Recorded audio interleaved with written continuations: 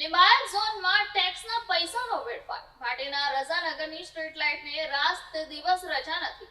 સુરત મહાનગરપાલિકાના લિંબાયત ઝોન અંતર્ગત આવેલા ભાટેના રઝાનગર વિસ્તારમાં પાલિકાના વીજ વિભાગની બેદરકારીને કારણે સ્ટ્રીટ લાઇટ રાત દિવસ સળગતી રહે છે. સ્થાનિક લોકોએ આ બાબતે રોષ વ્યક્ત કરતા મનપા વિરુદ્ધ કાયદેસરની કાર્યવાહીની માંગ કરી છે. રજાનગરના રહીશો પાસેથી મળતી માહિતી મુજબ છેલ્લા કેટલાય દિવસોથી અહીંની સ્ટ્રીટ લાઇટ બંધ થવાનું નામ લેતી નથી. સૂર્યોદય બાદ પણ લાઇટો ચાલુ જ રહે છે, જ્યારે રાત્રે તે સામાન્ય રીતે કાર્યરત હોય છે. એક સ્થાનિક રહીશે કહ્યું કે અમારા ટેક્સના પૈસામાંથી મનપા વીજળીનો વેડફાટ કરી રહી છે. બાળકો અને વૃદ્ધોને ઊંઘમાં તકલીફ થાય છે. વારંવાર ફરિયાદ કરવા છતાં કોઈ સુધારો નથી.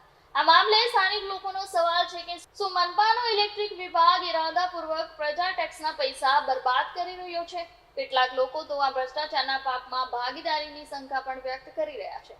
આરોપ છે કે વીજ વિભાગના કર્મચારીઓ બિનજરૂરી લાઇટથી વીજળીના બિલને ફુગાવતા હોય છે, જેનો લાભ ઇલેક્ટ્રિક કોન્ટ્રાક્ટરો કે અધિકારીઓને થતો હોય છે. હવે જોવાનું એ છે કે શું આ બાબતે મનપા સામે કાયદેસરની કાર્યવાહી થશે.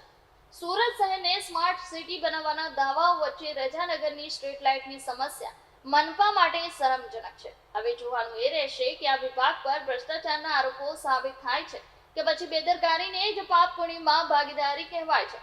સમય જ ઉત્તર આપશે.